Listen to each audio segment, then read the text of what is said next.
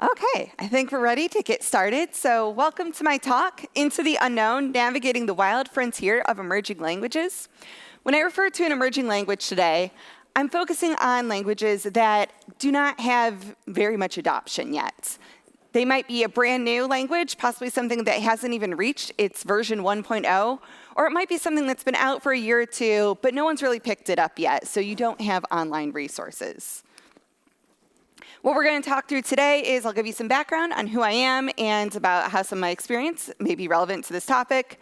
I'll have some cautionary signs that I'm sure all of you will ignore because it's very exciting to go work on shiny new objects. And we're going to talk through two examples that I've done in my past and the advantages and disadvantages and success and not so successful outcomes from that. We're going to go back to revisiting my past and talk about what helped set me up for success in those scenarios. Looking back, what key things I learned early in my career helped for tackling those types of projects today. And then how to evaluate for yourself. If your boss comes to you and says, we want to make a new app in this brand new language, that you can decide, is this a good idea? How bad of an idea is it? And what things do you need to negotiate before you get started and before you assemble your team? And finally, how do you create those community connections that are so necessary for us to grow as developers and keep learning ourselves? Back to me, I am a full stack developer. I've worked in a variety of languages. This was not an attempt to catch them all like Pokemon, but usually the various projects I worked on all needed a different tool set, which forced me to keep learning new languages. And by the end, it kind of turned into a mix of it's all syntax. My base foundation is in C++. Not the fancy new versions, but the old gnarly ones when you had to manage all your old memory back in the early 2000s. I got to learn various things like C# and Python, front-end languages on the job. And then an unusual one back in my college career as a computer engineer, it was Verilog, where you're programming wires and registers and hardware. Everything is in parallel rather than sequential. It was something that I thought would never come up again, but became surprisingly relevant when exploring SolidJs. I've been in software engineering for over 15 years. I go up and down the scale. I'm often a senior engineer or a founding engineer, but I've dabbled in various levels of management, from management or director. I often don't have any dedicated product people on my team, so as engineers, we have to take on all of that, which turned out to be very useful when you're struggling on a new language and you can't just follow a given prerequisite and here's your requirement, here's your inputs and outputs. You are coming back and saying, well, these are the features I can do. So you have to be an active product person while you're doing this. I also spend some time advising some local startups and helping them learn from the past mistakes that I've encountered so that they can avoid tripping over those and go find new obstacles of their own. My background tends to change industries every time I change careers. I go to a new job, I learn everything I can about it, and when it's time to move on, I go somewhere else. The more interesting one people care about is I was in trading, where it was a lot of low latency, need things to go fast, worked on every aspect of the business. I got to play with fancy robots and explore more nuanced things like helping farmers or helping accountants. So setting some expectations today, when I'm talking about being the pioneer in these languages, I mean for your enterprise applications, the things that you are doing professionally at work where you have someone breathing down your neck for a deadline. I'm not referring to the people who do this for the love of it. This is great, you'll learn some things here, but you don't have those same pressures. If you are excited about a new language, you get to just dive in and explore any bit that you are interested in. If you're trying to get a feature to work and it's not going well, you can just kind of band-aid it and move on with your life. It's also pretty common to find hobbyists in this space so they can influence your perception of how popular a language is, because if you're jumping in for a hobby, you can create this super amazing component library that people are excited for, and then your life got busy, or you lost interest and moved on, and now it's just sitting there decaying while people are going, hey, where's my update? My slides are going to have a lot of text on them. Don't worry about reading it. It's mostly just for reference afterwards when we put it online, and also to help me remember what to talk about. You're going to hear a lot of warnings from me. So if you're deciding that you're going to go off into the unknown, here's an old school map when no one had an idea of what was going on. Here be dragons. you're going to get burnt. I know that excites a lot of people. Maybe you're thinking, hey, if I pack a fire extinguisher, I'll be fine. Maybe you're thinking, hey, if I'm tiny, the dragons won't notice me, or I think it'd be cool to befriend a dragon. But it's important to know that you're going into dangerous territory. Your projects might not work. You could have a lot of issues. To pull from the song in our title of Into the Unknown, some look for trouble while others don't. The people who usually are going into these emerging technologies, they see the risks, or they just kind of don't care. Or maybe they're excited by those risks. Your project could fail. You could end up with a huge mess. It might look like it's good, and a year later you realize you made an awful mistake and should never have used this language. Keeping with our hiking routine, if you look back to the early days of America, those explorers who gave us our wonderfully filled-in map, a lot of them died along the way.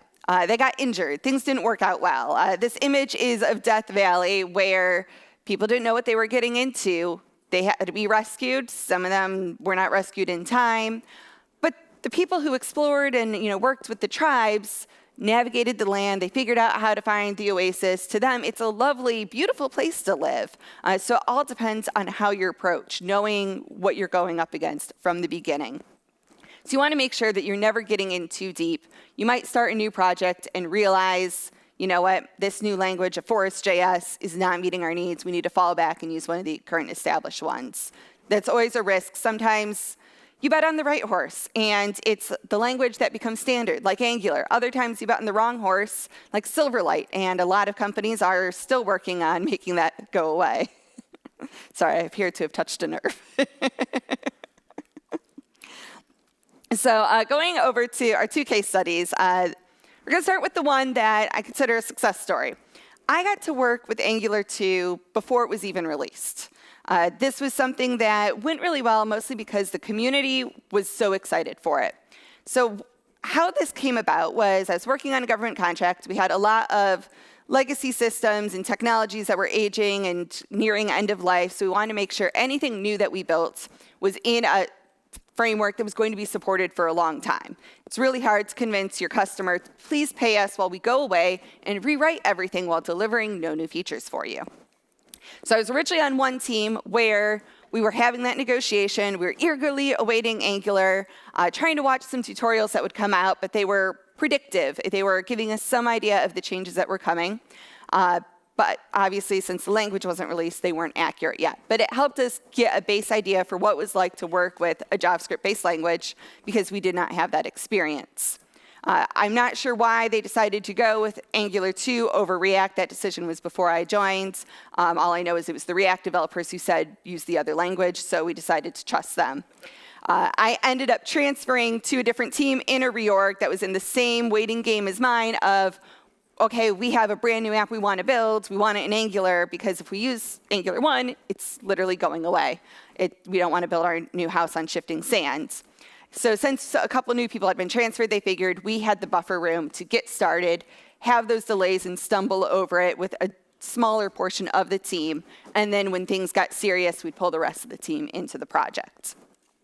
So due to that, our project start date ended up shifting before Angular 2 got released. I don't know if Angular 2 was delayed or if it was just we were really optimistic about when it was coming out.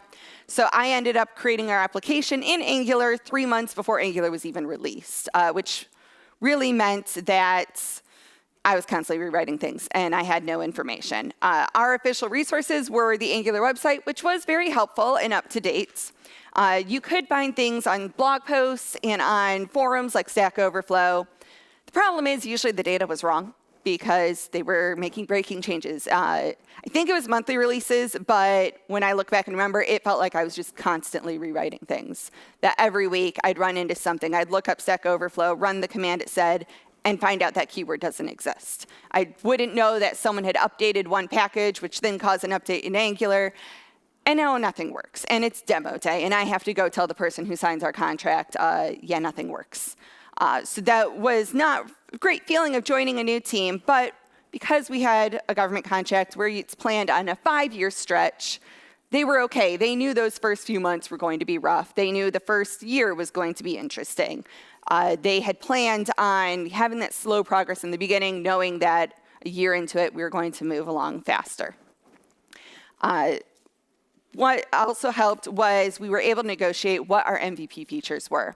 And the things that provided the most value were luckily things that were not front-end intensive. So the complicated stuff could be on the back end, which was in C#, our bread and butter. So it was just how good did we display it. Sometimes we could just display it really ugly, and as long as the data was accurate, our users had something that could work on what we said, wait for it, we'll make it nicer later. The UI components that they ended up needing were often pretty simple. So the fact that we had no third-party libraries to depend on wasn't as much of an issue for some of those features. So we could give them just a simple grid, or even if when there was no grid, we could fake a grid. And luckily with JavaScript languages, you always have the fallback option of using pure JavaScript. It sucks. It feels like a Band-Aid. You feel gross while doing it. Nothing seems to make sense. But you can kind of hack your way through it with and our customer was very lovely in that we could say, okay, we'll give you this feature. It's going to be done terribly. But 3 months from now, when Kendo has an update, we are taking that sprint and we're going to go rewrite that feature. And they were on board with that from day one. That really contributed to the success of our project. I think anyone who's been in the industry for a while probably remembers all the hype that there was with Angular, and that drove this forward, that it wasn't just our company trying to move into this new language. Everyone else was on it. So all of those major companies like Telerik and Syncfusion, they were ready to go. They were on those pre-release versions with us. So as soon as Angular 1 or Angular 2 finally came out, their 1.0 version, they were working on this component library. So it was only a few months until we had a very simple library that we could use, and releases every quarter after that with more and more components. There was a roadmap where you could estimate out how long it would be until you could get a tree, until you could get a searchable data grid. Those were engineering estimates, so obviously we think we were getting something in May and really counting on it showing up, and then find out, nope, it's not showing up till September. So that was obviously difficult to work around, but having so many people on that journey with us meant that we could keep moving it along. We could go talk to people, and maybe they didn't know Angular 2, but they knew enough about AngularJS that we could talk through, well, here's where the strengths and here were the weaknesses, and try to figure out those solutions.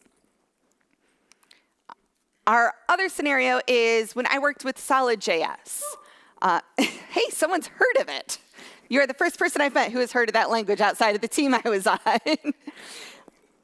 So this was when I was at the other end of the spectrum. Instead of being a nice, stable company with a corporate customer who's thinking in terms of several years, I was at a startup where we needed to develop a product very, very quickly. This was our initial product. We were making a mobile web application. There were a couple things that appealed about Solid that met our specific needs. It was a mobile-first design, and that was, we were primarily going to use things on mobile phones and tablets, and didn't want to have to go through the effort of creating a Android native and iPhone native and figure out the tablet sizing. So this was something that would work by default on a cell phone, and then if you pulled it up on a bigger screen, it would still keep working. It also had offline support. We were working with farmers who often had no internet access, so they needed to be able to go use our website while they were out in the fields, out in the middle of nowhere, and just have it sync up when they got back home automatically without having any issues of you're online, you're dead in the water. This was much further along than Angular, but much harder to work with. Solid was about 1 year old at that time.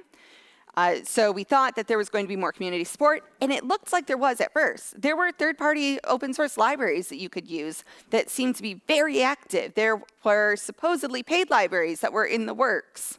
However, we had one website that we could check. For any problems, you went to the SolidJS official website. They had a slight tutorial that covered very narrow amount of use cases, and that was it. If you've ever tried Googling Solid, you know what you'll get, the solid principles of programming. So maybe there was more out there, but you can't find it. We were pretty dead in the water on that one. If you tried checking any forums, nothing was coming up. No one knew what you were talking about. You'd see some people still talking about the pre-release versions where, of course, those things are no longer accurate. They might talk about what the goal was and say you should never do X, but by the time we got in there, that was the one true way of doing things. We also had a team that had very little experience in front-end development. I probably had the most because I'd gone through Angular, but we were a team of C# developers. So a C# app probably would have been a better idea for us, or probably they could have also decided to hire a bunch of front-end JavaScript developers. I wouldn't say that we were necessarily the best people for the technology that we were paired with, but we were nerds. We were so excited when someone said, hey, I want to do this. This is all the reasons I think this new language is the best way of doing things. We're like, yeah, sounds exciting. I want to learn a new language. I had the joy of being one of the leading developers in Solid just because nobody else was using it or had even heard of it. And so going along that, we had no one in the community. It was very hard for some people to grasp on our team the more parallel version of using Solid. And this was surprisingly where that Verilog experience came back for me. There were things that I was looking at and I'm like, oh, this term basically means it's a wire. This term basically means it's a register. I've done this before. Thinking way back to college. And so things clicked a bit faster for me. But it was a bit harder for some of my teammates to get that because it just wasn't something they'd worked with recently, and I was not good at translating. Once I started talking about hardware to them, to someone who doesn't typically work in hardware, that's not a great analogy. Eventually, a third person would listen in and do the translation, and then things started working. So our overall outcome was our product launch got delayed. We originally had, I think, 3 or 4 months scheduled between when I joined and when we were going to launch. That didn't work, both because of this and your typical startup issues. We had to often create our own component libraries ourselves. Now, if this had worked out, it could have been really cool because we did have plans to take those component libraries, make them open source, share them with the community. I think we had a bit of stars in our eyes about how much we were going to build this online tech community, that it wouldn't just be us learning this new language, but us helping others exist in this new space, that we were part of building this together. Oops, wrong way. So looking back over those two and why I was usually the first person on my team to get comfortable in those new languages both times, I realized I had a lot of experience with this simply because I learned software development at a time when we didn't really have the internet to help us. When I was learning C++ in college, you looked at the man files. You could Google things, but it wouldn't really give you help. You had to Google more the principles rather than why am I getting this error? You'd be like, how does this call work? What are some common issues with it? So you had to put a lot more of the pieces together yourself. I had an internship my sophomore year where I was basically working in, and they said it was an internal language. I think it may have been a bunch of macros. There was almost no documentation. Someone on the team sat down, walked me through an existing file, told me what I needed to work on, and it was kind of, figure it out from there, which made complete sense to me at the time. I thought that was a logical way to learn, but not being able to look up anything, having very few people who could answer questions, and just having to figure it out on my own. Once I got into the professional world after college and started expanding past my C++, getting into the world of .NET, I became an early adopter whenever we needed to have a project in new languages. And this was not me driving it. I'll be honest, I'm not the one saying, let's go into uncharted territory where I might fall off a cliff. I was usually the one hanging back saying, hey, there's some air conditioning over here. But I was chosen for these projects. So it's not hard to learn WPF or Python, but they were new to our company. We didn't have anyone internal to ask. And again, the internet wasn't super friendly at the time. So those were usually projects that I got in there. I would be creating our first ones. I'd have to teach it to my coworkers. We'd figure out what worked, what didn't work, and create those common libraries within our company. I ended up using that to become the manager of our internal libraries, which meant I got a view into how everyone else was using them, how all the other developers at my company thought that maybe something that worked really well for me was really bad for someone else, which helped me look beyond my use cases when I'm exploring these new languages, that I can not just look at what do I need this brand new language to do for me, but what does the community think this language should be doing? It's a little bit like when you're taking the standardized tests in school and they say, pick the best answer. The best answer is not necessarily the one that you think is the right answer. It's the one that we have decided meets the criteria. And then that diverse experience of working in so many industries and with so many languages, I have a lot of pieces to pull from. I can look at something and say, oh, this was written by a bunch of people who work in finance. I worked very closely with traders and accountants. I know how they think and how they're going to interpret certain aspects. I can look back and be like, this reminds me a little bit of when I was working in C, so I'll pull from that. So your boss comes to you one day and says, hey, we have this new language, it's called Force.js. I think it's super awesome, and you should create our new application suite in it. So where do you start from there? Start by looking into the journey of the language. Not necessarily your needs, but understand, how did this language come to be? Is it some nerd got really excited and decided to go write a language one weekend? Because I think we all know people who would do that for fun. Actually, it sounds like a lot of fun. Is it because they have a real need to solve? Is it that they work in a very niche industry and kind of like that one macro language I was working in, they have a specific need, and really if you're outside of that, it's not going to help you. So understand what they're trying to solve, and then think about how much do those problems impact your work. Are you running into the same issues? Would the changes that they're making possibly negatively impact you? Maybe what's a feature to them is a bug for you or a source of frustration. Look at what languages the author took their inspiration of. What I've kind of noticed is when these languages come out, they don't just spring from the ground. It's usually you take a little of A and a little B. It's someone going, you know what, I love React, but it frustrates me in these various ways, and I want to make it more like C++ because I love C++. So if that's the case, if you're assembling your team, they should be people who work in React and C++, because then they just have to look at what's new about the new language. If you have some developers who have never worked in either React or C++, now they have to learn 3 languages instead of 1. And that's going to be the huge learning curve, kind of like what we talked about in my SolidJs example, is anyone who didn't have the JavaScript experience had to first understand JavaScript and TypeScript and all the things that those of us working in that for a couple of years have taken for granted and don't know how to explain to each other, because it's like trying to explain how to walk.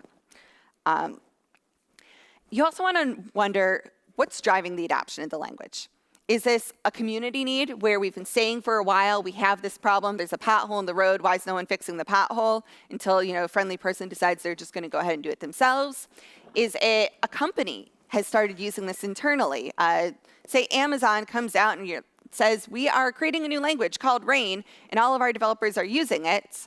Well, now you know that you've got probably a couple hundred people who are decent with Rain that you can ask them for questions. Maybe you can hire some of them, whether it's full-time at your company or even just to come train you on what they've learned. It's gone through a bunch of use cases because that's a giant corporation. They have all that built into it. But also, don't get fooled by it being a corporate language. Microsoft has made up things that don't work out. Other large companies come up with their languages that don't necessarily work as well in the mainstream world, but are doing great for their internal company needs because they created them for their own needs, not for the broader group. You also want to avoid getting caught up in the hype. It's really easy to look at a community and see everyone getting excited. I was very surprised when putting this together that SolidJS has still not been adopted because I heard so much hype when I was leaving the language, but yet it doesn't even have its own Wikipedia page unless someone creates it in the course of this session. It basically dove off, but when I left, I was getting all these blog posts about how it was the top language and it was going to be amazing. I feel like a couple years ago, every conversation was about how React is dead, Angular is dead, here's the new JavaScript language. Everyone really, really wanted to kill off those languages. I don't know why, they're still here. People still seem pretty happy with them. And none of the new ones seem to have lasted long enough for me to even learn their names. Or maybe there's something and I just haven't caught up with real time. That's always a possibility. So you want to make sure that you're not just following the hype. Hype can also be hobby developers. We love doing side projects. It's a great way to learn. It's a great way to do something that's different than your day-to-day job. Maybe you're trying to learn a new skill. Maybe you really are passionate about the language. Maybe you just are bored and want something new to do. So like we saw with Solid, there was a lot of community support at the beginning that didn't translate. It was people who were enthusiastic. They wanted Solid to succeed. And then I don't know what happened. They disappeared. We'd have libraries that were getting regular updates when we started, and then a month into the project, dropped off and nothing else for the next year. Sometimes they did eventually come back, but you don't know who is maintaining these. Can you rely on this? Is it going to last 5 years, 10 years down the road? Because your code is going to live on for a very long time. I have worked with corporate clients who had code that was as old as I am, and it still worked, and they didn't have to touch it. There's still plenty of VB code out there that no one has touched, and it doesn't have bugs, so they just don't want to look at it funny. So you want to prepare yourself as a developer. Not every stage of your career is a good time to go into the wilderness. So you want to have some past experience in quickly learning languages while still producing stable code. If you're early in your career, this is probably not a great time to go pioneer something because you're learning the basics. Get a couple languages that have the community support, understand them well, lean on the vast people around you, and get your engineering skills pretty solid. You want to have a very solid foundation that you are building upon and making sure it's staying up to date and current. Our skills are use it or lose it. So if we get a nice job where we start just making it a job as a job, it's 9 to 5, we're just pushing the same couple buttons each day, that can be great for your work-life balance. It's a phase that everyone should have in their career for their own health, but it's not a time to immediately go and decide that you're going to climb a mountain. Maybe start with a hill and some foothills and work your way up, just like any other physical activity. You'll need a strong ability in debugging and troubleshooting without all the fancy tools. We're pretty spoiled today. It's amazing. You have a bug and your editor tells you what the bug is. You don't have to do as much manual work as you're used to. But you need those manual coding skills. You need to be writing your code yourself. If you're relying on all these tools, that works great in established languages, but you're not going to have those. Your editor is not going to know the new language. If it's got some AI components, it'll tell you that it knows the new language, but it won't. It's the way that I just think of it is, if you think of our cars today, the cars are getting very smart. They have your side mirrors will sometimes have a double mirror. They'll have blinker assist, has lane correction. You can have the rear view camera. You even have a button that you can press and it'll park, a parallel park for you. Now take someone who's been using that for 3 years and tell them, here's a car, no outside tools, parallel park in a very tight space, one of those big cars like the giant SUVs or the pickup trucks with the giant mirrors. They're probably not going to do very well because they've lost that skill. They could get it back. They could, with some practice, do that very easily, but you need to get those skills up to date because otherwise you're going to get yourself into some trouble. So I'm not going to talk too much about AI, but this is the big warning. AI can't save you. For starters, AI couldn't even create the image I was trying for. That's supposed to be a segue. No matter how much I tried, none of the editors knew what a segue even was. There's not supposed to be a path, but AI could not see a way where there was not a clearly defined road to follow, because that is how it sees life. It does pattern recognition, and you're moving to an area where there are no patterns. You don't know what's going on yet. There has been no community standards. You're still developing them. Sorry?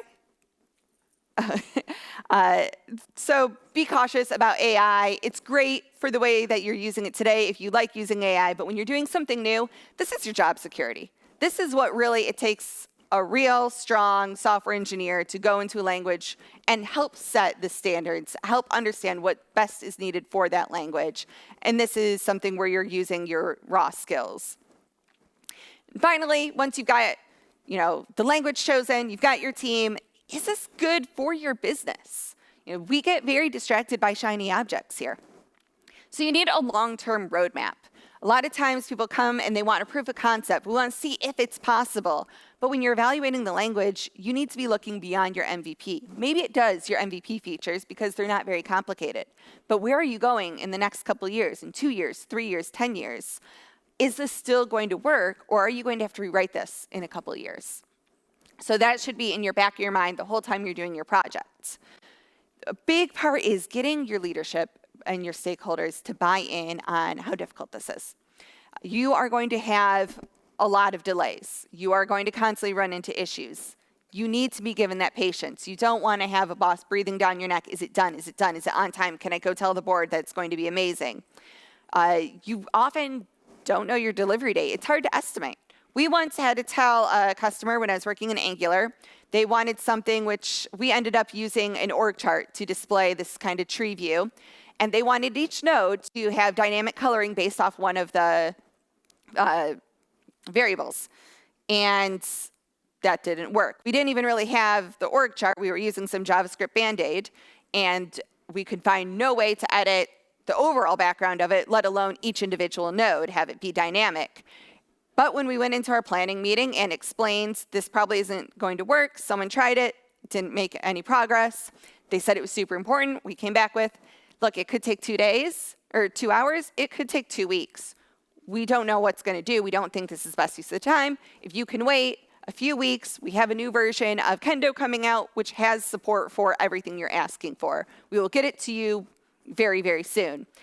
And they said, no, take all the time you need. Go work on it. That was kind of scary to be handed, but ended up, I think, taking me about 2 days, and we found the workaround, but it could have easily taken the entire sprint, and all that we could show that sprint is, hey, this node is now blue and sometimes pink. So you need to have your business users on board with, you're going to run into these hurdles. You won't be able to tell them how long something takes because you have no idea.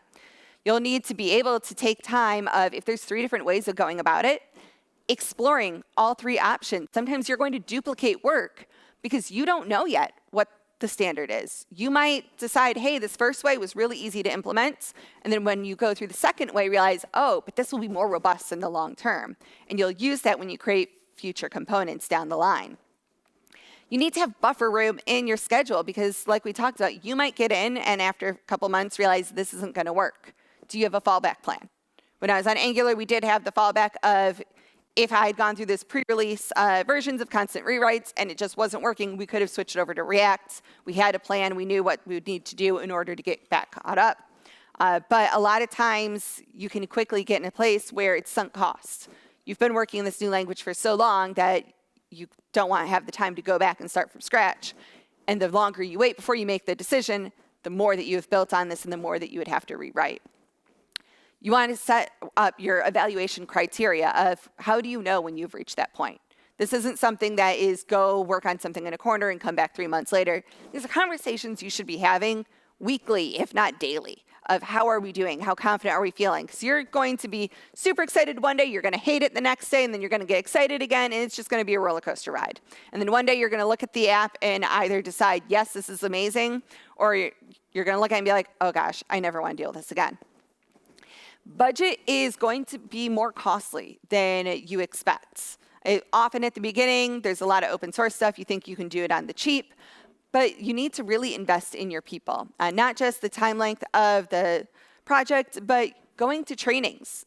We've talked about this stuff isn't available, but once it does come out, then you should go to them. If 6 months after you've delivered your MVP, now there's a conference on Forest.js, you should go there and hear from everybody else because maybe you're doing some things wrong. Maybe there's new things, tricks that you could learn on. Maybe you could develop faster. And that can add up because you want to send your whole team that's working on it. A lot of companies will often send one person, say, go, learn, come back and teach the rest of us. But if you're truly invested in getting on board with something without those local resources, send everybody, get them trained up. You want to be able to pay for the online courses as they start coming. We're very lucky that there's things like Pluralsight and LinkedIn Learning, so having your team have access to those paid courses and getting the most out of it. And finally, the tools in your libraries. In the beginning, go for the paid stuff. That is a corporation has decided that they're going to dedicate a team to learning this language, creating something that is very sleek and ready for you and allows you to have bug reports. Why would you go focus on something which is someone on their Saturday nights? The paid versions are going to move faster. Down the road, when there's more adoption, you can save money by reducing your licenses if things get to that point. But you need to plan at the beginning that you're going to have to pay for everything and then be thrilled if something comes up open source and reliable. A huge part of any learning is you need community. You are not an island. If you try to go at this alone, it's not going to go well.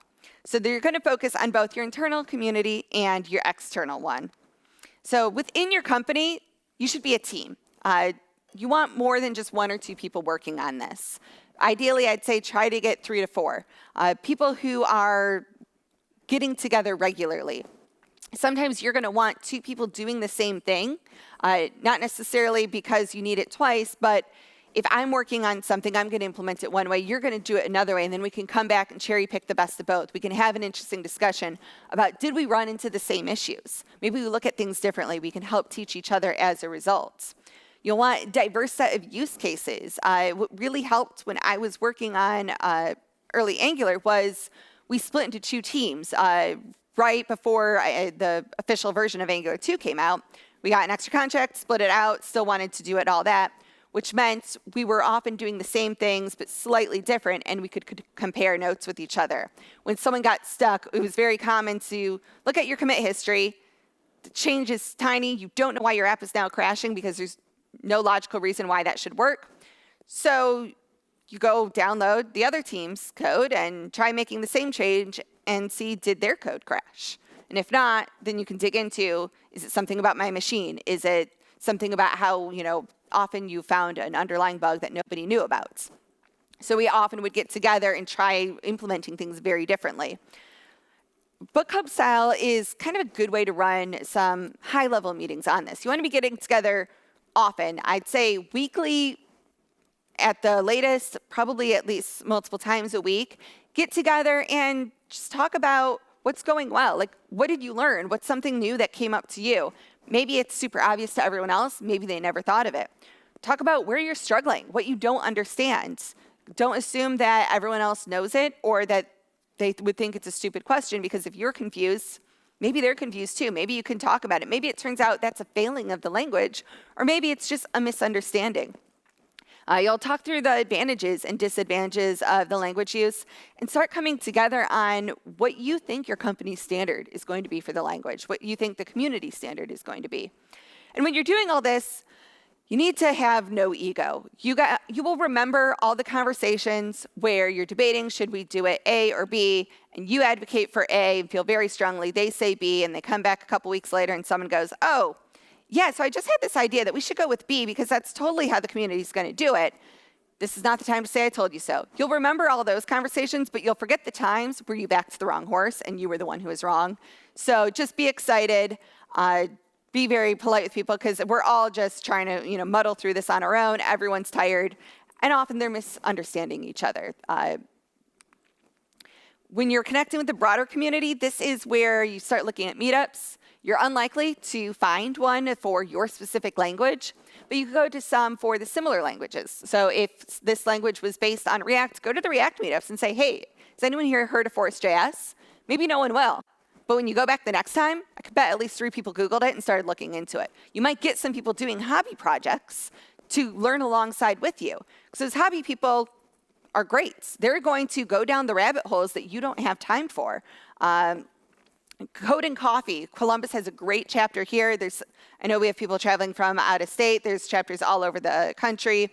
It's a great place to just say, here's where I'm struggling. Maybe someone knows the language. Maybe they know similar languages. Maybe they can just talk through it from an engineering perspective. It can be really easy to get caught up in the weeds of your specific language. And sometimes if you take a step back, the problem isn't the language. The problem is just going through good old-fashioned engineering problem solving or drawing things out on a whiteboard. I'd really advocate for trying to get to in-person discussions when possible. When I was on my Angular project, it was an in-person team. And I do think that helped because you would just talk to people. We had different teams. You run into each other in the kitchen and start talking. When you'd go to meetup groups, you have those in-person conversations. And just the ability to write things down, to draw things out with your hands or try to explain it and read body language, it helps prevent those difficult points when you're frustrated from turning into a contentious conversation. When you're frustrated with the situation, you can de-escalate in person. I do think part of the reason that we had more struggling on my Solid project was we were remote. We didn't see each other. It was pretty much do everything on your own and call someone if you had some trouble, but you felt like you were bothering them. And so it makes you feel more isolated. And the more isolated you feel, the less you're willing to go talk to someone. And then you just kind of go in too deep where no one can save you. When it comes to learning alternate ways, take a look at different PRs. Like if you go on GitHub, find the open source things, read the discussions. It's not so much about looking at people's code, but read the comments. Because people will start saying, oh, well, the purpose of this language is to solve X, so we should really do this. And then you'll see another comment that goes, no, that data is actually from 3 months ago. We had this big discussion. We're now going with Y. Listen to how other people are reacting. If they're all complaining about the same things as you, that's another place where you'll see it. So the languages are sometimes open source, otherwise it's third-party libraries, or just try searching for any hobby projects. I think GitHub allows you to browse a bit by language and see what else is out there. And blog posts are really interesting because you'll see people doing specific tasks. Avoid the ones which are like, yay, this is the best language in the world, because they might be getting paid, or they're just overly enthusiastic. And if you scroll through their history, you'll probably find that same post about 5 other languages. But find the ones where they're saying, I am trying to do this specific thing, and I did it in React, Angular, and SolidJs, and here's my comparison, because that will help you see not just how to do it in your new language, but how it differs from the other languages. That will help you learn of, okay, how can I in the future find a React solution to your problem and translate it to my new JavaScript language, so you'll get faster at resolving some of your own problems. And that is basically all I had. I have a few minutes for Q&A. Hey.